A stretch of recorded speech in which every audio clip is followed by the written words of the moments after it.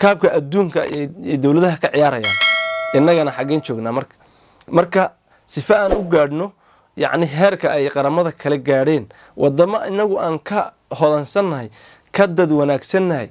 ka dawlad horeynay oo maartay inaga aan xorriyadda ka horeynay oo maanta maxay ahaydey yaa qaramada ka qayb galay oo Afrika maartay kamid ah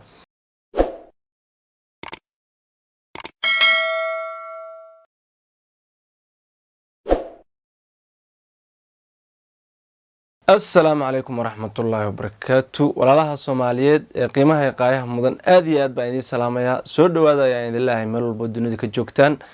waxaan rajaynayaa inaad fiican tihiin anigana sidoo kaleeto maanta muuqaalka aan idin wado ayaa ku saabsan farxadii iyo maartay damaashaadkii aan shalay ilaa xalay aan soo qaadanaynay run ahaantii lama soo koobi karo farxadayda xalay ilaa shalay run ahaantii aad iyo aad ayaan u faraxsanaa sababtoo ah waxaan gaadhnay guul aad iyo aad u wanaagsan ummadda Soomaaliyeed oo dhan maartay ka wada farxisay marka taas ayaan rabaa inaan wax yar ka iraahdo waxaan ka codsanayaa inaad subscribe-ka noo saarto haddii aad nagu cusub tahay haddii aad nala sii joogtayna aad iyo aad baad u mahadsan tahay run ahaantii ummadda Soomaaliyeed waxaan leeyahay hambalyo meel walbo dunida ka joogtaanba waxaan idinku hambalyeeynaya farxadda iyo guusha aan gaadhnay ee maartay ay soo hooyeen wiilasheena yaryara ee 17 jirada run ahaantii ummadda Soomaaliyeed meel walbo dunida ka joogto shalay ilaa xalay maartay farxad iyo waxay la noolaayeen damaashaad meel walbo ayaa maartay dabaaldeg iyo maartay soo dhaweyn iyo hambalyo laga sameeyay madax iyo maartay shacab looma kala hadhin guushan oo nin walba dhankiisa ayuu maartay ka soo jeediyay hambalyada iyo farxadda uu dirayo qof maartay TV ka soo hadla iyo qof maartay qoraal ku soo cabira intaasiba maxay ahaydey waa loo wada qayb qaatay run ahaantii farxadda iyo guusha maartay ay u gaaray qarankeena macnaha Soomaaliya waa wax weyn oo maartay lagu faano dad walbana waxa meel gaarsiiya waa midnimo maanta waxa aan rabaa inaan ka hadlo ayay tahay macnaha midnimada macnaha waxyaalaha ay ku gaarsiin karto run ahaantii dad aan midaysnayn meel lama gaaro wadanna ma yeesho maxay ahaydey dawladna ma samaysto horumarna ma gaaro marka kow waa in ummaddu ay midowdo markay ummaddu midowdo unbay meel gaari kartaa wadamada dhigoodan ay la tartami kartaa kow marka ummadda Soomaaliyeed waxaan leeyahay meel walba waxa lagu gaari karo waa midnimo hal la midoobo run ahaantii shalayba macnaha ma jirin wax ama qabiil ama afaara kala ah ummadda Soomaaliyeed shalay afkooda waxa uu ka soo yeeray yacni qaranka Soomaaliyeed ha guuleysto wiilasha Soomaaliyeed ha guuleystaan intaas unbay ahayd maartay shalay wixii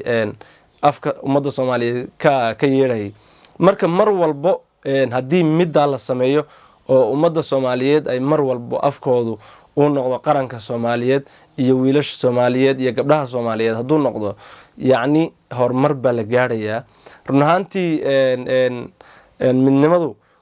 waxa ay keento middan oo kale ayaa kamid ah guulaha ayaa kamid ah inay midnimadu keento haddii aan shalay midaysnayn oo nan wiilasheena garoonka aan sacab ugu tumaynin khadka iyo internetka aan ka soo lahayn wad guuleysanaysan hore u socda run ahaantii maysa guuleysteen waa laga guuleysan lahaa waxa ugu koobaad ay ku guuleysteen waxa weeye in wiil iyo gabadhba ay caagada u garaacayeen sacabka u tumayeen garoonka ay calanka u lulayeen guuleysta ay lahaayeen maartay dhiirigelintana waxay kamid tahay waxyaalaha maartay run ahaantii maartay meel gaarsiin ummadda Soomaaliyeed meel walba joogto run ahaantii qeyro iyo maartay oohin iyo farxad ay maartay la qaybsanayeen walaalahooda maartay ciyaarayay marka taas ayaa keeni karta in maartay guul la gaaro haddii aan la isgarab istaagin oo aan maartay sacabka la isku tumin yacni calankana aan la isku lulin meel lama gaarayo marka ummadda Soomaaliyeed waxa aan leeyahay mar walba sameeyo waxa weeye waa midaas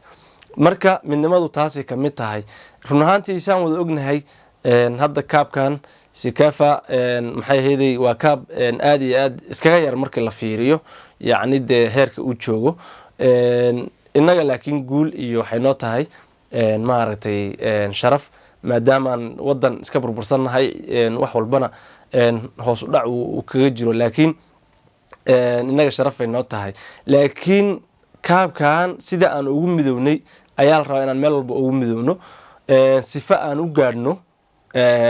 halka ay dhigeenna qaramada nala midka ay ka ciyaarayaan oo ah World Cup marka kaabka adduunka ay dawladaha ka ciyaarayaan innagana xageen joognaa marka sifa aan u gaadhno yacni heerka ay qaramada kala gaadheen wadamo inagu aan ka hodansannahay ka dad wanaagsannahay ka dawlad horeynay oo maartay inaga aan xorriyadda ka horeynay oo maanta maxay ahaydey yaa qaramada ka qayb galayo oo Afrika maartay kamid ah marka hadii wadamo Afrikaan oo adigu aad ka sharaf horeysay aad maartay ka dal wanaagsan tahay ka dad wanaagsan tahay ayaa maanta kaabka adduunka maartay u safanaya adigana kow iyo maartay kala badh ma joogtid marka run ahaantii shalay taas farxadaas iyo guushaas soo hooyatay waa wax wanaagsan laakiin waxaa la rabaa in mid ka sareysa oo tan kasii horeyso in la gaaro waan ognahay qabiil iyo qabyaalad wax uu tarayo ma jirto 30 sanaan maartay qabiil iyo qabyaalad lagu soo jiro oo la isdilayay wax la gaaray haba yaraatee ma jirto wax la gaari doonana ma jirto hadii taa lagu sii socdo laakiin hadii taa intii la iska daayo maxay ahaydey midnimo iyo Soomaalinimo iyo qarannimo macnaha loo kaco taa baa maartay guul ugu gaari karaa laakiin wixii ka hooseeya qarannimo iyo Soomaalinimo inna ma yaraatay wax lagu gaarayo waxaadna joogi doontaan halka maanta aad joogtaan hadii la seel laakiin aad qabiilka iyo iska deysaan qurunka waa tagaysaan qaramada adduunka ayaadna ka mid noqonaysaan waxaad arki doontaan hadii la iska daayo qabiilka iyo qurunka inaad World Cup la keeno maxay ahaydey kaabka adduunka in la keeno Soomaaliya waa hadii la iska daayo waaye yacni maartay qabiilka iyo qabyaaladda waa sida aan rajeynayo waa yacni sababtoo ah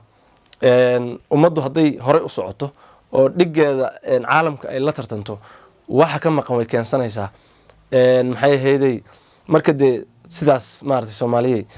hal la yeelo hal la iska daayo qabiilka iyo qurunka runaantii xamaasadeeda aniga aad iyo aad lama soo koobi karo farxad yaan la ilmeeyay runtii shalay sababtoo de maba malaysan karinba maartay wiilal Soomaaliyeed oo da'daas la inay maartay guul noo soo keeni karaan wadooyin xun oo ka horeeyay way jiraan oo inaan ummadda Soomaaliyeed ay guul darro ay maartay marka runaantii midnimada wax ka wanaagsan ma lahan hal midoobo farxadan shalay aan faraxnay ilaa xalay aan faraxsanayn ilaa hadadan ay nagu jirto waan sii farxaynaa hadii aan maartay midowno qurunka iyo qabyaaladii iyo waxaasna la iska daayo marka Soomaali weyn meel walba dunida ka joogto hambalyo ayaan leeyahay mar labaad iyo mar saddexaadba guuleysta waadna guuleysan doontaan qofkii maxay ahaydey meel walba dunida joogtaan waxaan rajeynayaa in farxadaas aad wada qaybsanaysaan hadduu qofku joogo maxay ahaydey Jigjiga hadduu joogo Muqdisho hadduu joogo maartay Kismaayo Hargeysa iyo Djibouti intaasiba farxad maartay ayay u tahay ummadda Soomaaliyeed waan rajeynayaa intaas oo dhan laga wada dabaaldegayo farxadna laga muujinayo marka taasina waxay ka dhigan tahay in dhiig Soomaaliyeed ay ku jirto wixii iska hadal waa gaarkeeda laakiin dhiigga Soomaaliyeed caadi maahan waa mid aan maartay aan barx lahayn oo sida dhabta markii xaqiiqada ay imaato ummadda Soomaaliyeed wax iska jecel ma jiro laakiin waxyaalaha hoos iska jira oo maartay aan wanaagsaneyn marka Soomaali weyn meel walba dunida joogtaan noolaada guuleysta farxad ku noolaada